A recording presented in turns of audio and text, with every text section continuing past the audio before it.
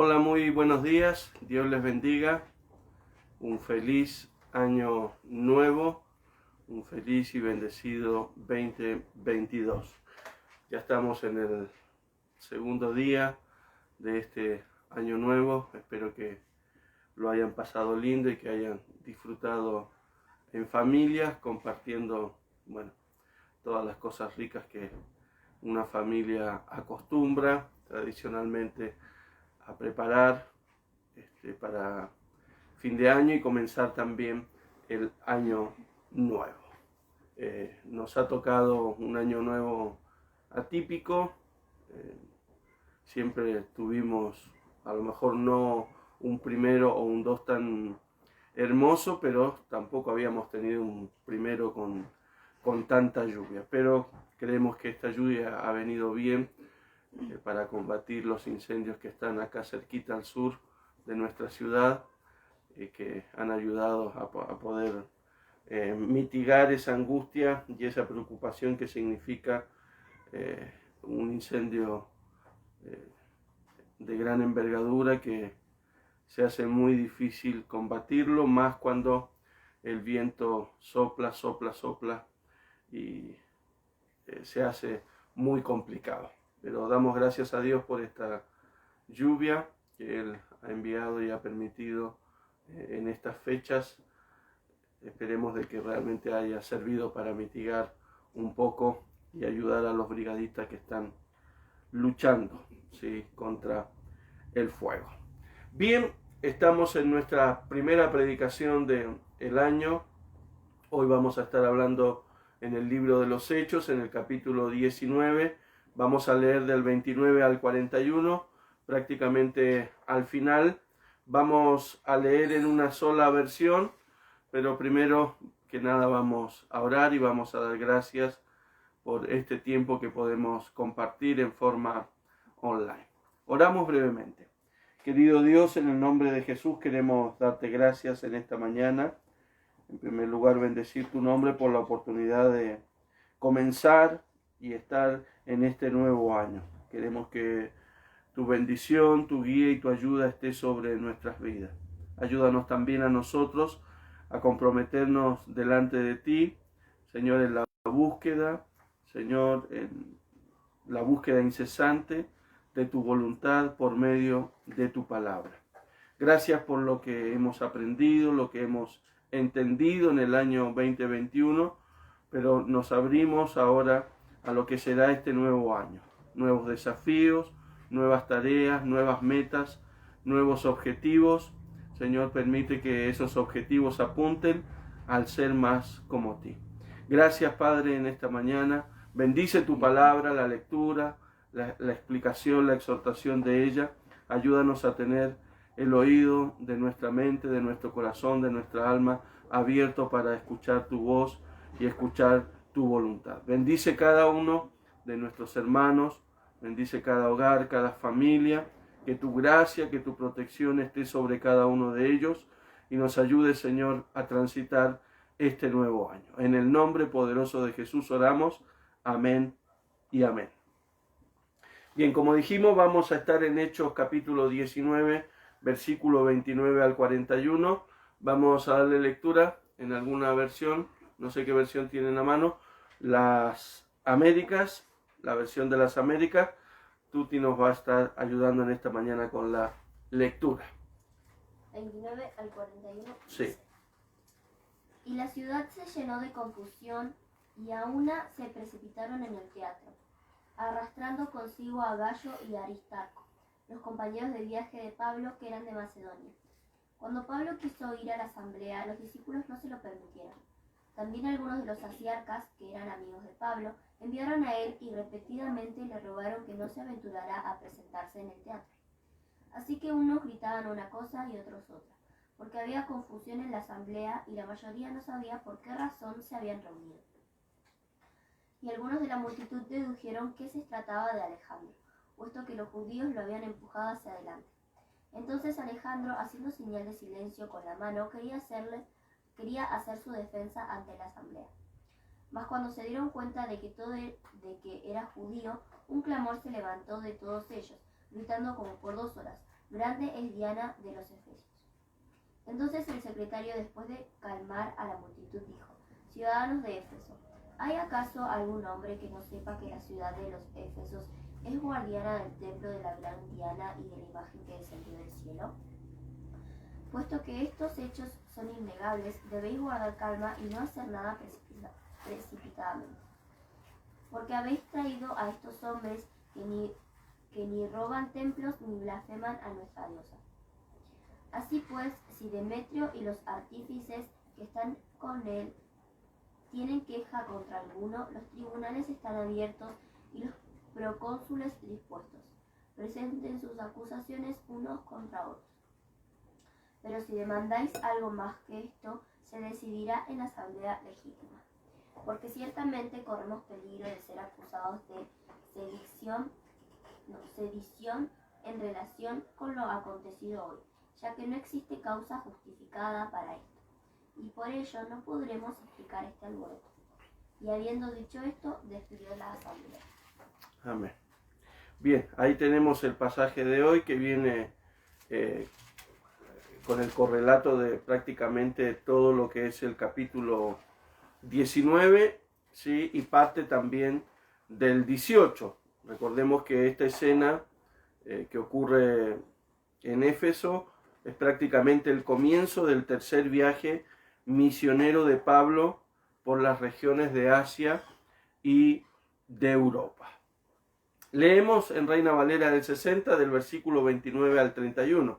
Dice: y la ciudad se llenó de confusión, y a una se lanzaron al teatro, arrebatando a Gallo y a Aristarco, macedonios compañeros de Pablo. Y queriendo Pablo salir al pueblo, los discípulos no le dejaron.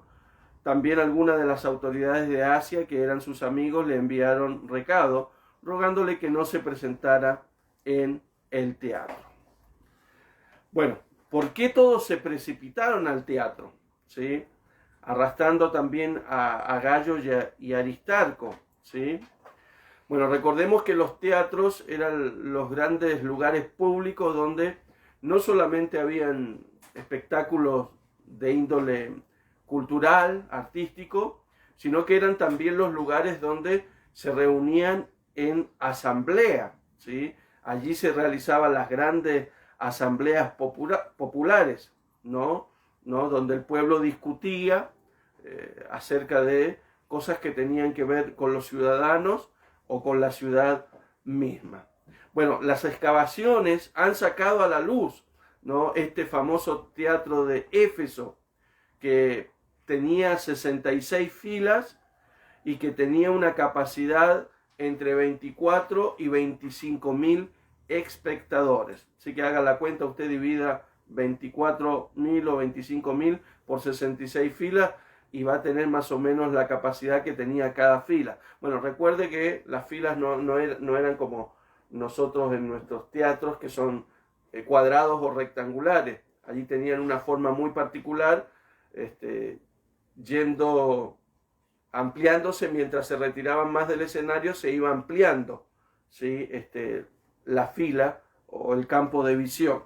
Así que no necesariamente cada fila, al hacer la cuenta, nos da, simplemente es para tener una idea, ¿sí? Las ruinas de este enorme anfiteatro romano se conservan hasta el día de hoy, ¿sí? Algo interesante que nos dice los versículos, dice que toda la ciudad, ¿sí?, se reunió allí, ¿sí? Sin duda que ese toda la ciudad no significa que estaban los miles y miles de habitantes de Éfeso, pero lo que nos quiere decir es que todos los que se juntaron allí lo hicieron en forma unánime, ¿sí? A menudo el libro de los Hechos no solo usa la frase un acuerdo para describir unidad y comunión de los creyentes, sino también para mostrar cómo el mal se puede unir. Y en este pasaje habla de que cómo el mal se une, ¿sí?, para atacar, perseguir o querer asustar a los discípulos de Jesucristo, ¿sí? En realidad, la unidad en sí misma no es la meta. Lo crucial es el propósito de esa unidad. Por eso cuando hablamos desde el punto de vista de la unidad, no es simplemente juntarnos todos en un mismo lugar, no es simplemente estar todos reunidos, sino ver cuál es el propósito de esa unidad. Creo que uno de los grandes ejemplos de unidad es el hecho que cuando Dios crea todo lo que nuestros ojos ven y crea al hombre a su imagen y semejanza, dice que él habla del plural, donde dice que hagamos al hombre a nuestra imagen y semejanza. Allí está unificada la Trinidad en cuanto a la creación del ser humano. Otro ejemplo de unidad que tenemos, y en este caso desde el punto de vista del hombre, ¿no?, es cuando los hombres que estaban apartados de Dios quieren hacerse un camino y una construcción para llegar y alcanzar hasta el cielo, ¿sí? Como nos dice el libro de Génesis. Dice que la gente tenía un solo idioma y tenían un solo propósito, que era edificar, ¿no?, esa famosa torre llamada la Torre de Babel. Allí Dios desciende y confunde sus lenguas y los hombres cesan en esta intencionalidad de querer alcanzar el cielo con su propio esfuerzo y con sus propias manos. Y así podemos recorrer y hacer un paneo de muchos momentos de unidad. Bueno, la venida del Espíritu Santo. Dice que estaban unánimes, estaban juntos allí en ese lugar. Pero la unidad siempre debe perseguir un objetivo, siempre debe perseguir un plan, ¿sí?, y una idea determinada, ¿sí? No es simplemente nos juntamos y nos reunimos porque sí, porque pintó. No, no es así. Y creo que el propósito de la unidad de la iglesia es claro en las Escrituras. Bueno, ¿qué leemos entre líneas sobre Pablo en estos versículos? Primero vemos el aprecio, ¿no?, de los discípulos hacia Pablo. ¿Por qué? Porque ellos impiden que él salga a enfrentar al populacho, a un populacho que está exaltado, a un populacho que está enojado, a un populacho que está molesto, ¿sí? Y usted sabe que cuando la gente está molesta, a veces también está cegada, y cegada puede cometer cualquier delito, cualquier ilícito o cualquier ataque en contra de la integridad del prójimo, ¿sí? Entonces, acá los versículos no nos dicen cómo lo convencieron para detenerlo. Lo cierto es que Pablo no salió, ¿sí? Otra cosa que leemos entre líneas es que Pablo cultivaba amistad con la clase gobernante de la ciudad, que no era cristiana. Lucas dice, también algunas autoridades de Asia, que eran sus amigos, le enviaron un recado o un mensaje, rogándole que no se presentara en el teatro. ¿Cómo denomina? Me encanta la palabra que usa las Américas, porque a estas autoridades las llama asiarcas, ¿sí? Que significa jefes de Asia. Entonces, los ciudadanos de Asia elegían cada año una asiarca que presidía el culto de Augusto y de la diosa de Roma, así como los juegos que se celebraban con ese motivo. El título lo conservan aún después de concluir en sus funciones. Era un cargo muy lucrativo y muy honroso. Entonces vemos que Pablo no se limitaba solamente a los creyentes para tener amigos.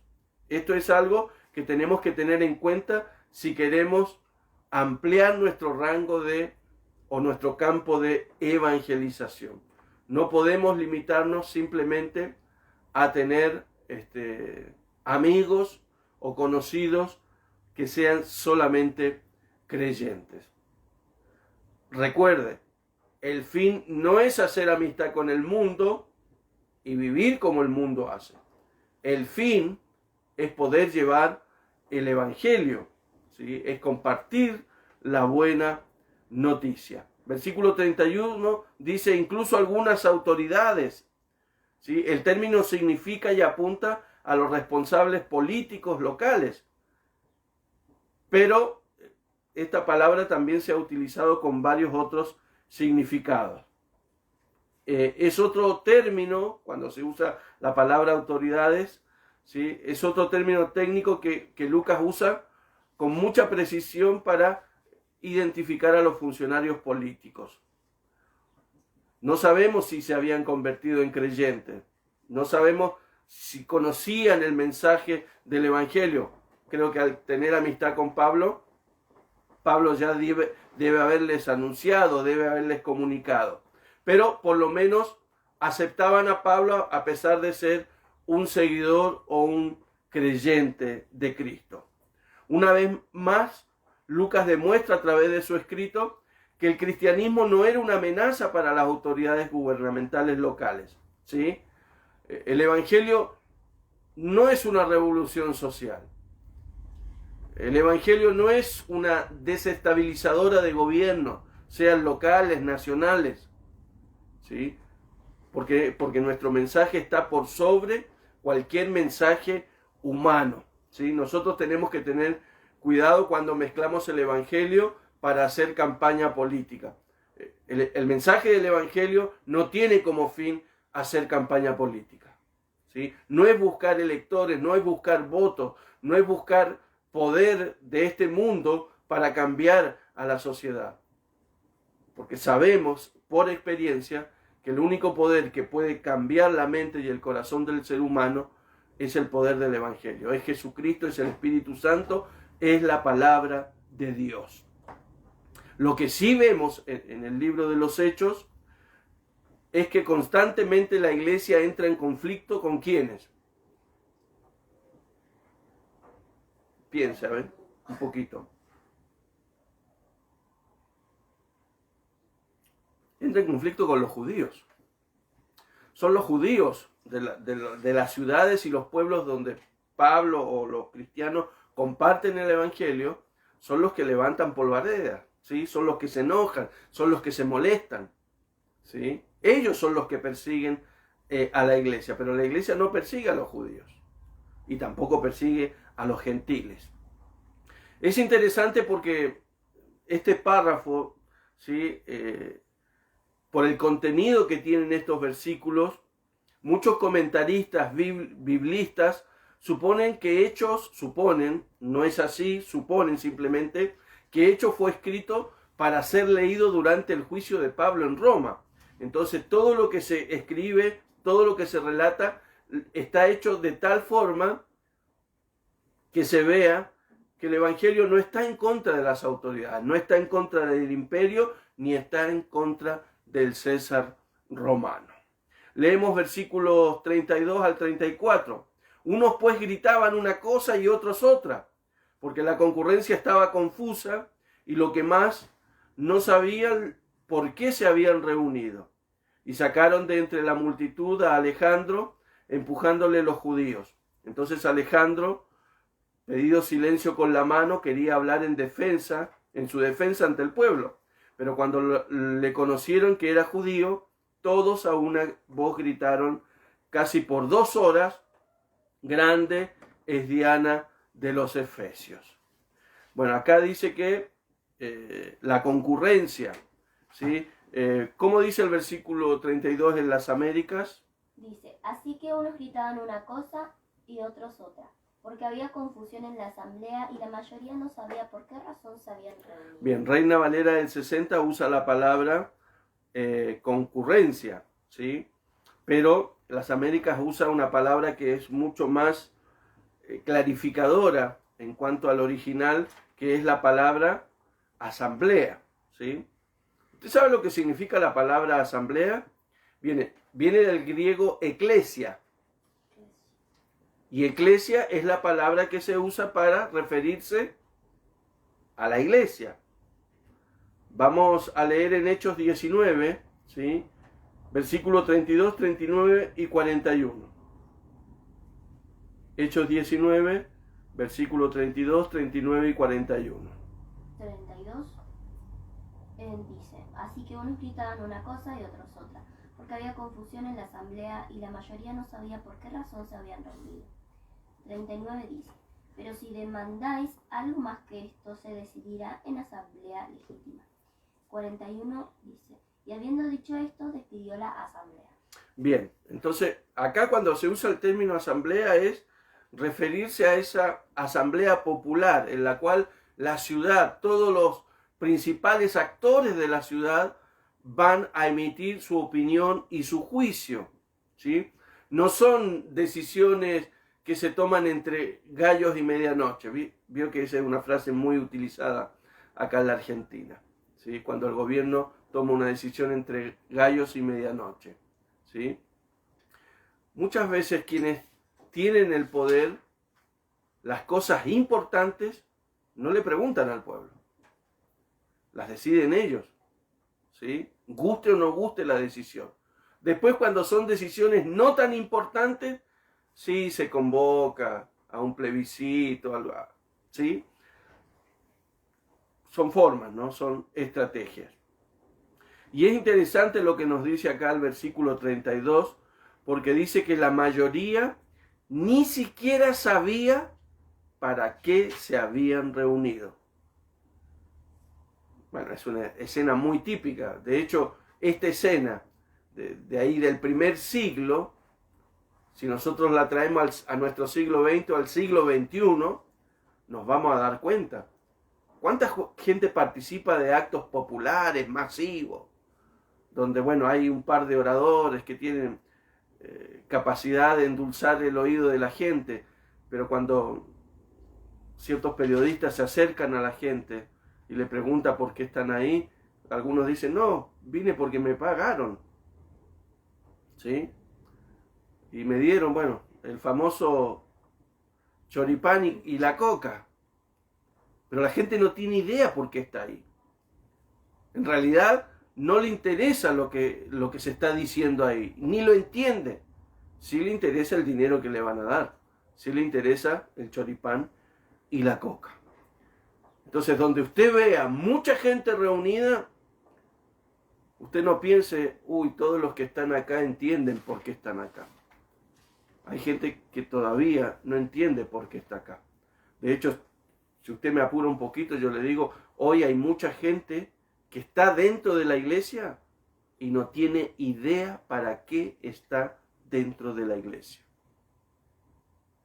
Falla de ellos, falla de los líderes. En alguna parte está fallando la comunicación o está fallando la enseñanza. El versículo 33 nos menciona un personaje llamado Alejandro, ¿sí? Bueno, los judíos locales querían dejar sentado que eran un grupo distinto de los misioneros cristianos itinerantes, pero fracasaron. No sabemos si este Alejandro es el mismo que es mencionado en 2 de Timoteo 4:14. También se menciona en 1 de Timoteo 1:20, pero no tenemos certeza si es el mismo Alejandro. Bueno, él trata, ¿sí? Él dice que agita la mano, ¿sí? Que es una forma cultural para pedir silencio. Generalmente nosotros levantamos la mano para pedir una oportunidad para hablar. Para hacer silencio, bueno, se hace, ¿no? Como que bajemos el volumen un poco, ¿sí? Bien, bueno, ¿él qué es lo que busca hacer, este Alejandro? Según nos dicen los versículos. ¿Cuál es la idea de él? Presentar su defensa, ¿no? Hablar en defensa, ¿sí? de ellos. Bueno, usted sabe que el término inglés-español de disculpa está derivado de esta palabra griega que tiene que ver con defensa legal. La disculpa no es simplemente pedir perdón o excusa, sino es hacer una locución con el fin de defenderse. Bueno, Lucas usa mucho esta palabra también en el libro de los Hechos, lo usa también en su Evangelio, ¿sí? Usa tanto el verbo como el sustantivo. No tenemos tiempo para ver todas las citas bíblicas, pero simplemente les comento eso. El versículo 34, ¿de qué nos habla el versículo 34?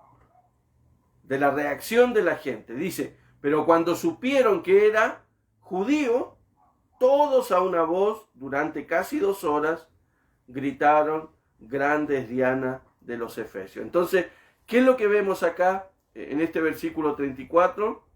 Vemos el antisemitismo del mundo greco-romano y también la ira de la muchedumbre ante el ministerio de Pablo. Recuerde que la predicación de Pablo, ¿qué es lo que venía a hacer? Venía a quitarle autoridad, venía a quitarle el poder, venía a desenmascarar la mentira de la diosa Diana de los Efesios y del templo también erigido allí en Éfeso. ¿Qué pretendía hacer Alejandro y por qué reaccionó tan negativamente la multitud? Bueno, al parecer como judío quería aprovechar la ocasión para ir en defensa de los judíos y hacer separación de los cristianos, que también en su defecto, en su gran mayoría, eran judíos. Pero ¿qué pasó? La gente se da cuenta y no quieren escucharle. Y por 2 horas ellos gritan, grande es Diana de los Efesios. Estaban con todo el power, ¿no? Se ve que la coca les pegó, y les dio mucha energía. Vamos a los versículos 35 al 41, los leo en Reina Valera del 60. Dice entonces el escribano, cuando había apaciguado a la multitud, dijo, varones efesios, ¿y quién es el hombre que no sabe que la ciudad de los Efesios es guardiana del templo de la gran diosa Diana y de la imagen venida de Júpiter? Puesto que esto no puede contradecirse, es necesario que os apacigüéis.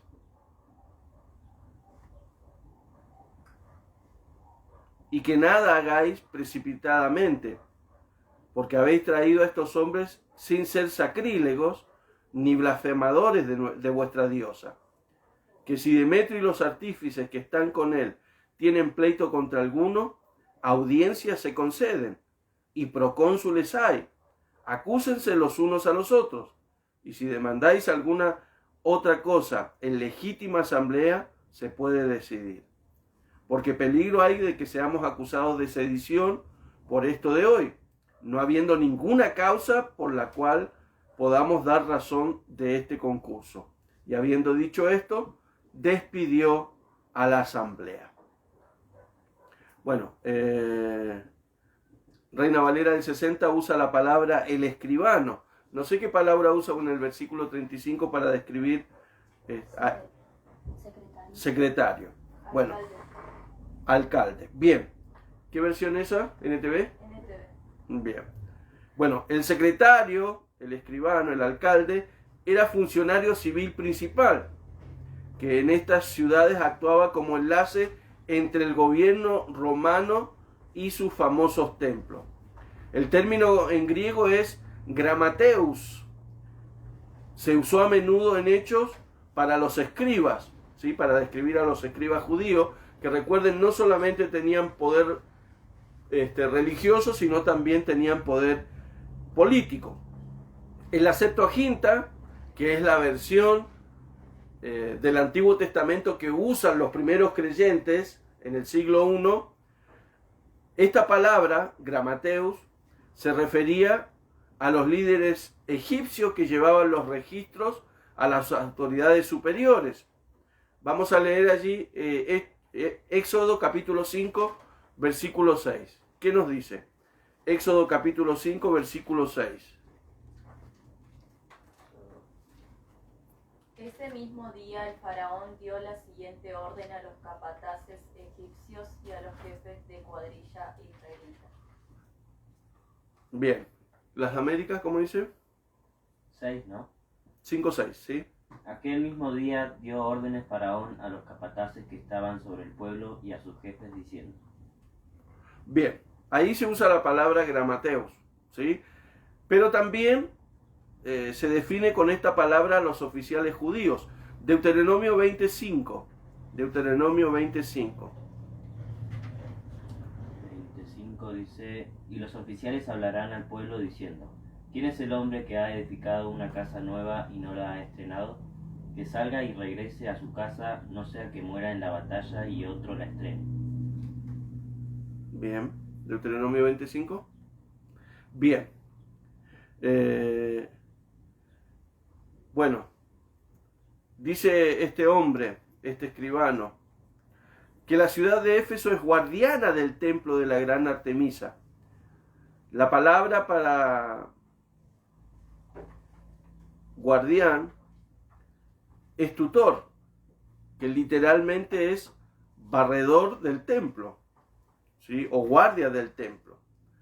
Pero con el tiempo se había transformado en un título honorífico, aunque originalmente se refería a los funcionarios de más bajo nivel en el templo. También dice acá este hombre, este escribano, de su estatua bajada del cielo. Ellos presuponían que la imagen de Diana había caído del cielo. Al parecer era un meteorito con forma de mujer que tenía muchos pechos. Era el ídolo perfecto para el culto a la fertilidad. El término cielo, como dice alguna traducción, literalmente significa lo que cayó de Zeus o de Júpiter. O sea, vino del cielo, vino de los dioses. El versículo 37 nos habla de los disturbios. Y se dice que los disturbios no tenían una base real.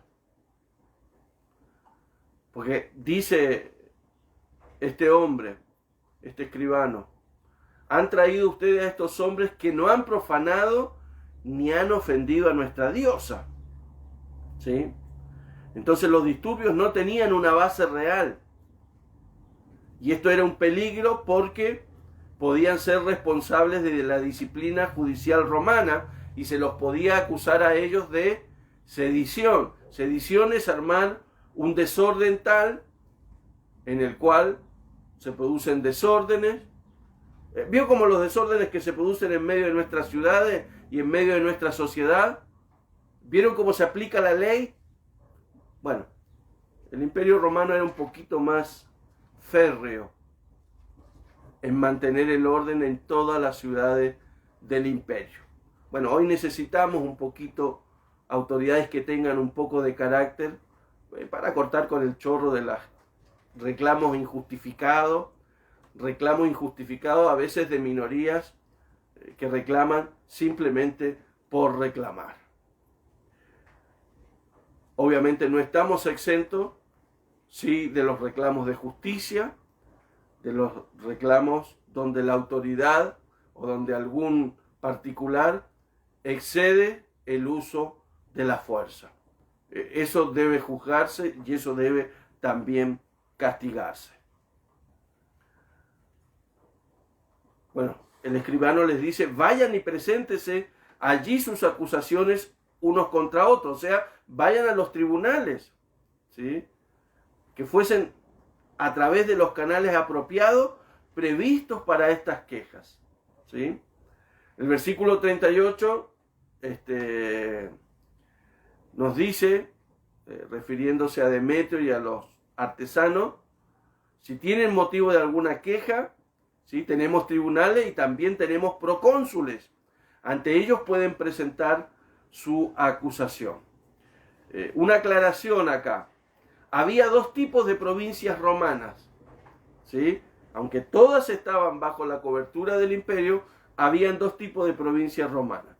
La primera eran controladas por el emperador y también estaban las que eran regidas por el Senado.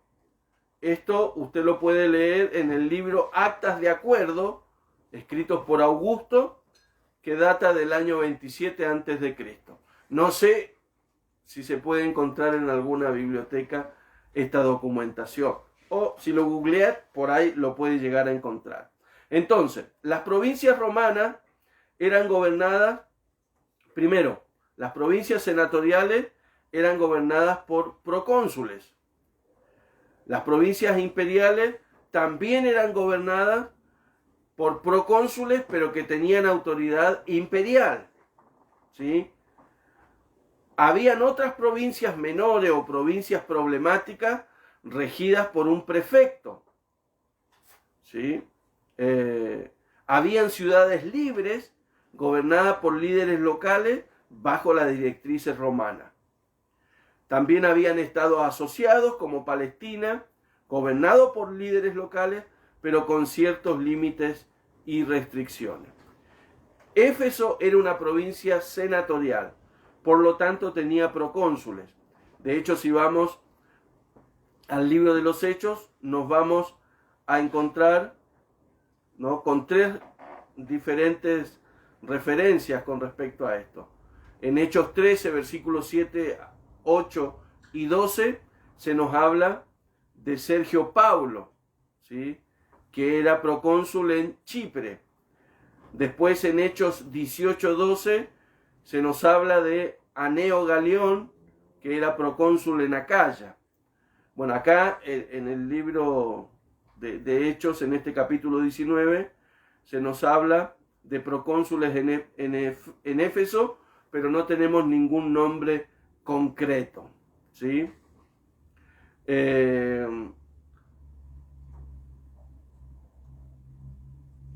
Dice el versículo 39, y si tienen alguna otra demanda, eso puede resolverse en una asamblea legalmente constituida.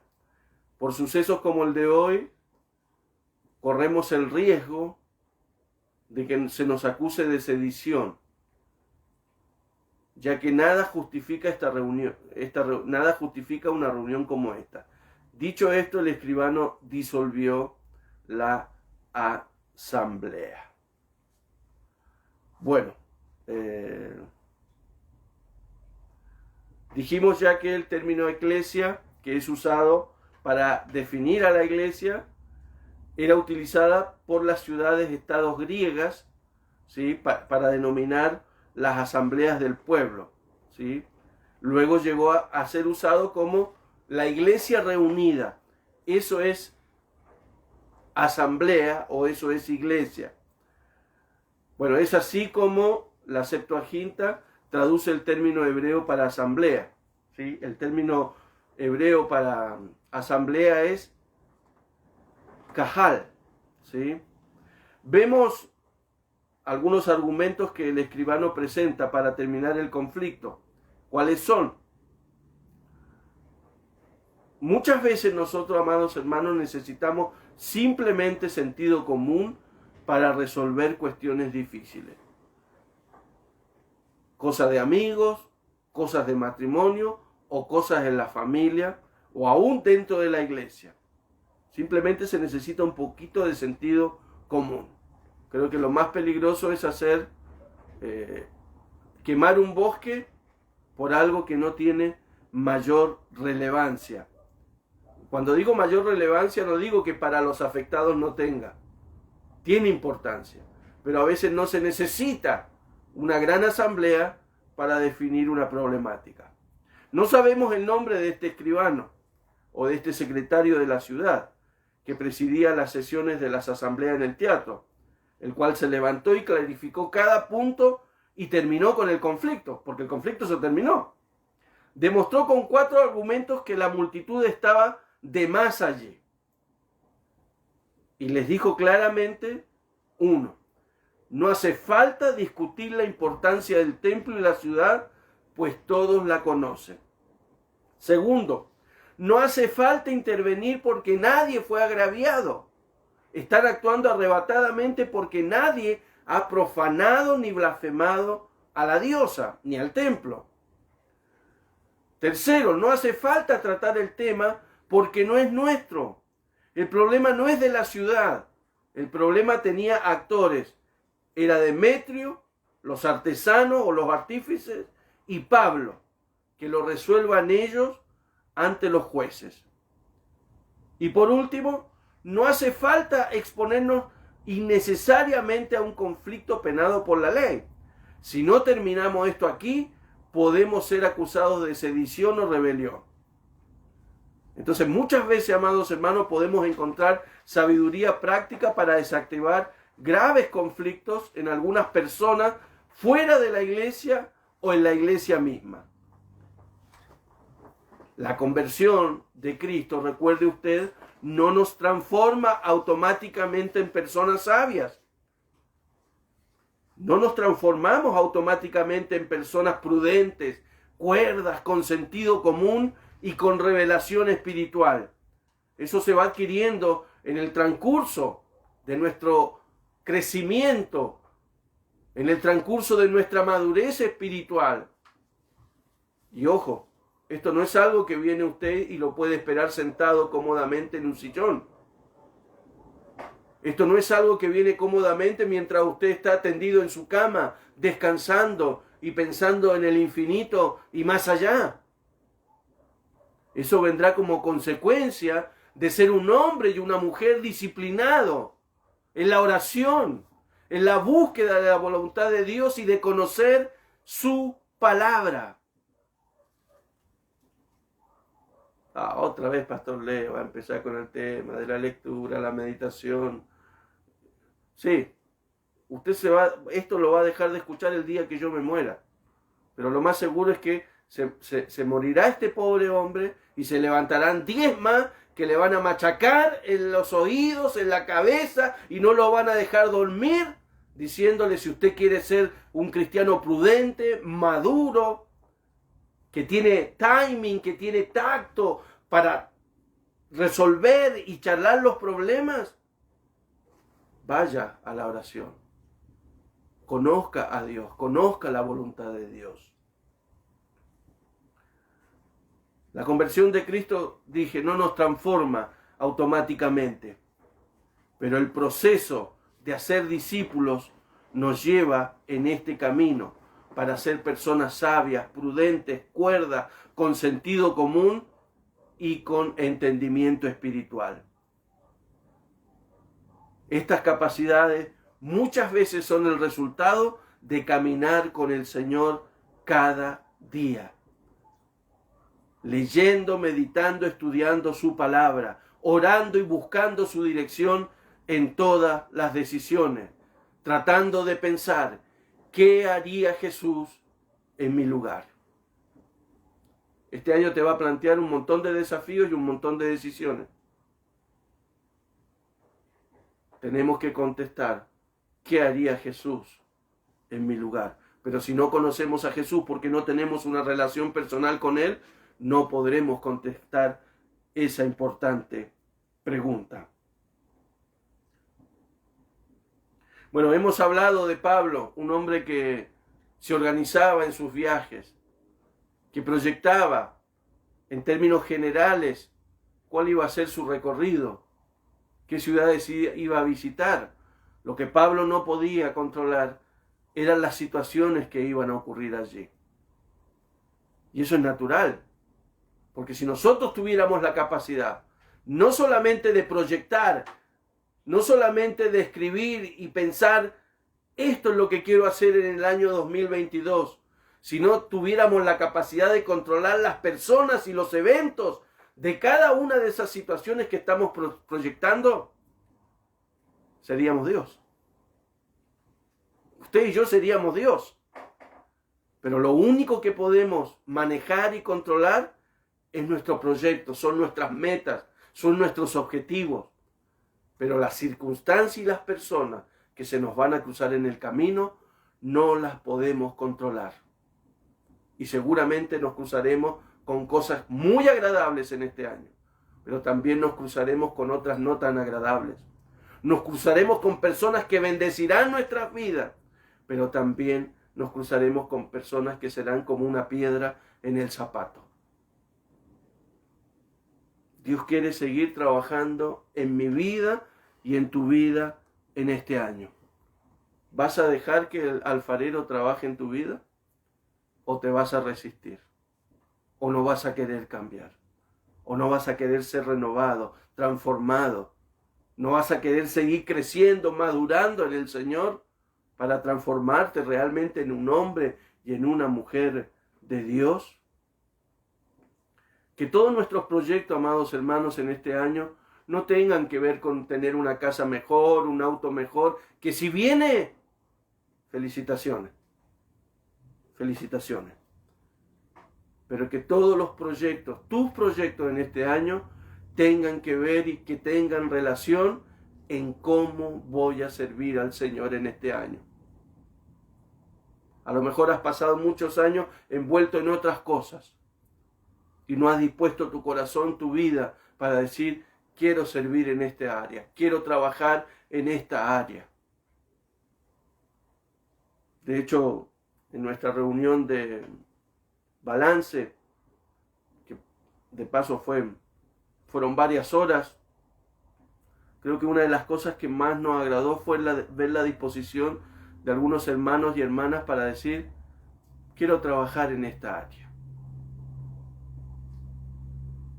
Para colaborar, para ayudar, no es que van a quedar a cargo, no, para sumar.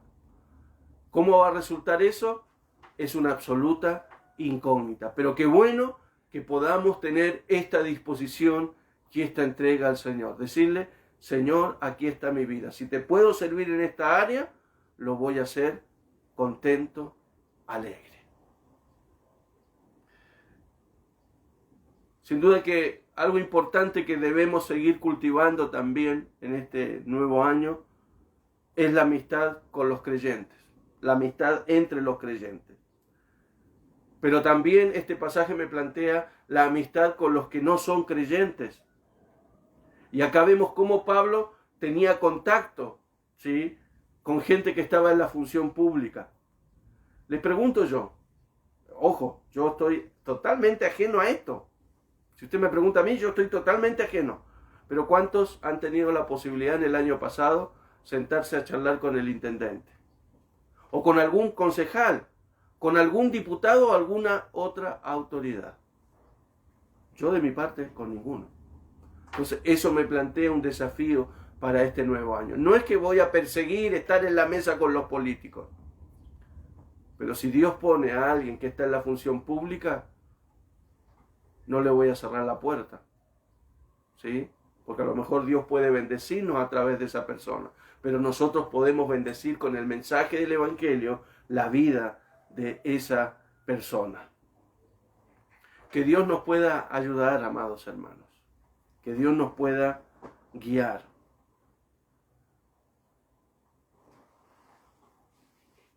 Que seamos hombres y mujeres que podamos plantear estrategias en este año para seguir creciendo, para seguir desarrollándonos. No sabemos qué va a pasar con la pandemia. No sabemos cómo van a seguir nuestras relaciones sociales, el trabajo, la actividad. Muchos presuponen de que esto ya no se vuelve atrás, en el sentido de no se va a volver a un aislamiento total. Sería muy imprudente y creo que se suscitaría mucho desorden y mucha violencia, mucho malestar. Obviamente esto no nos quita de seguir cuidándonos, de seguir actuando con responsabilidad. El virus está y vino para contagiar. Nos cuidemos, nos vacunemos, el riesgo siempre está. Que Dios nos pueda ayudar, amados hermanos, para que en este año 2022 podamos caminar tomados de la mano del Señor, pero también tomados de la mano entre nosotros. Usted recuerde que somos una gran red que está unida por el vínculo del amor, por el vínculo del querer hacer la voluntad del Señor. Mi deseo, mi oración es de que Dios pueda bendecirle, de que en este año con mayor claridad usted pueda escuchar la voz del Señor a su vida. Y si yo, a través de la predicación, puedo llevar la voz del Señor a su vida, me siento absolutamente privilegiado. Pero usted sabe que no simplemente debe quedarse con lo que el pastor o el predicador o el maestro nos pueda decir, o el líder nos pueda decir. Nosotros responsablemente tenemos que acercarnos abrir nuestras Biblias y pedir, Señor, háblame, quiero escuchar tu voz. Que en este año muchos puedan tener la experiencia de Samuel, que fue llamado por Dios. Y Samuel no entendía de qué se trataba. Él pensaba que era Elí el que lo llamaba. Hasta que Elí, medio dormido, le dice: Samuel, si la voz nuevamente te vuelve a escuchar, no me vengas a molestar. Déjame dormir tranquilo. Si la voz te vuelve a hablar y te vuelve a llamar, decirle: he aquí tu siervo, Señor. Él escucha. Eso es lo que Dios quiere, que le escuchemos, que veamos su mensaje para cada uno de nosotros. Vamos a orar un momento y a la vuelta nos despedimos y damos también algunos avisos. Querido Dios, en el nombre de Jesús, te damos gracias por la oportunidad en esta mañana de estar compartiendo esta palabra tuya, Señor, esta experiencia, esta situación, en la cual no vemos a un Pablo que está hablando, de hecho lo vemos ausente de la escena, pero no por eso podemos dejar de pasar por alto, Señor, las cosas que nos plantea tu palabra. Queremos que realmente en este año 2022 seamos hombres que podamos bendecir a otros a través de nuestras vidas. Señor, no necesitamos estar en un lugar destacado o de privilegio para poder bendecir a otros. Simplemente el acercarnos, simplemente el escribir, simplemente el llamar, simplemente el animar. Señor, bendice a la vida de otras personas. Ayúdanos, Señor, no solamente estar unidos en el contexto de la iglesia, sino también mirar y velar por aquellos que todavía no conocen el Evangelio.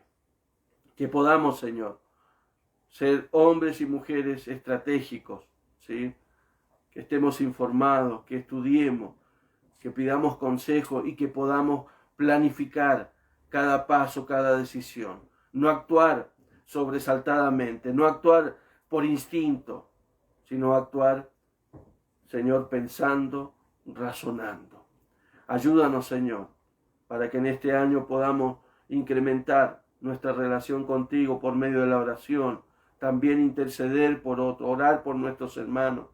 También, Señor, inculcar en nosotros ese deseo de tener momentos de retiro contigo y por qué no también a través del ayuno, para clamar, para llorar delante de tu presencia, para que tú puedas oír nuestra voz, ¿sí? Y que podamos ver, Señor, tu obrar, tu mano obrando en favor de los que se pierden, obrando en favor de los que están enfermos, obrando en favor de aquellos que están desesperados, sin un camino, sin una salida. Te damos gracias, Padre, porque tu evangelio es la mejor noticia para el mundo y para el ser humano. Muchos la rechazarán, muchos cerrarán sus oídos, muchos cerrarán sus corazones, pero hay otra gente que está como los campos blancos, listos para la siega. Llévanos allí, Señor, y ayúdanos y guíanos por medio de tu Espíritu. En el nombre poderoso de Jesús oramos. Amén y amén. Bien, gracias al Señor por esta hermosa palabra. Nos reencontraremos el próximo domingo, Dios mediante. Recuerde que pasado mañana, 4 de enero, estamos celebrando nuestro cumpleaños número 13. Si usted quiere hacer algo en su casa para festejar en familia, hágalo. Si quiere, comparta alguna fotito, así nos da envidia. Pero el 9, domingo 9 de enero, nos juntamos para celebrar nuestro 13º aniversario, ¿sí? Recuerde, prácticamente va a ser muy parecido a como se hizo en Navidad. Bueno, nosotros no estuvimos allí, lamentablemente, nos perdimos la torta, aunque después nos acercaron un trozo de torta, pero como justo se mezcló con lo que era nuestro aniversario, yo no probé la torta que hubo para el cumpleaños de Jesús. ¿Sí? Lo digo así tranquilo, porque tenía la torta del aniversario y que estaba hecha, bueno, como a mí me gusta, como a mí me piace, ¿no? Diría el italiano. Así que en este nuevo aniversario vamos a estar compartiendo nuevamente esta tortita. Lleve su vasito, lleve lo que usted quiera beber, tomar, ¿sí? Disfrutar, y vamos a tener también un lindo momento. También les digo, habrán 2 números que no se pudieron realizar en el programa de Navidad por causa de la ausencia de varios de los participantes, números que se van a estar realizando como forma también de celebración de nuestro aniversario. Les animo, ¿sí? Para que en este año, guiados por el Señor, podamos seguir haciendo su voluntad. Hay muchas cosas para hacer en estos primeros 2 meses de este año. No es que los otros meses no vamos a hacer nada, pero son cosas importantes, definiciones importantes también que se tienen que hacer. Hoy íbamos a tener también nuestra reunión de informe mensual. Bueno, seguramente la haremos después de la celebración de nuestro aniversario. Ahí definiremos una fecha para poder juntarnos y ver si los acuerdos que se tomaron se han podido llevar a la práctica o se han concretado. Mi deseo es de que Dios les bendiga. Saludo cariñoso a Sasha Hernández, que hoy está de cumpleaños, que Dios la bendiga. Saludos también a Cristian Proboste, que también estuvo partiendo la torta, suponemos que estuvo partiendo la torta, que Dios les bendiga. Saludamos también al esposo de nuestra hermana Berta, Alberto Soto, que también estuvo de cumpleaños. Que Dios les bendiga en esta nueva celebración y que les acompañe su bendición en este año nuevo de vida. Bueno, gracias por estar allí. Mi deseo es de que Dios les bendiga y que todo el power del Señor llene su mente, su corazón y su vida. Nos reencontramos el miércoles, Dios mediante, en nuestra transmisión normal. Que Dios les bendiga. Chao.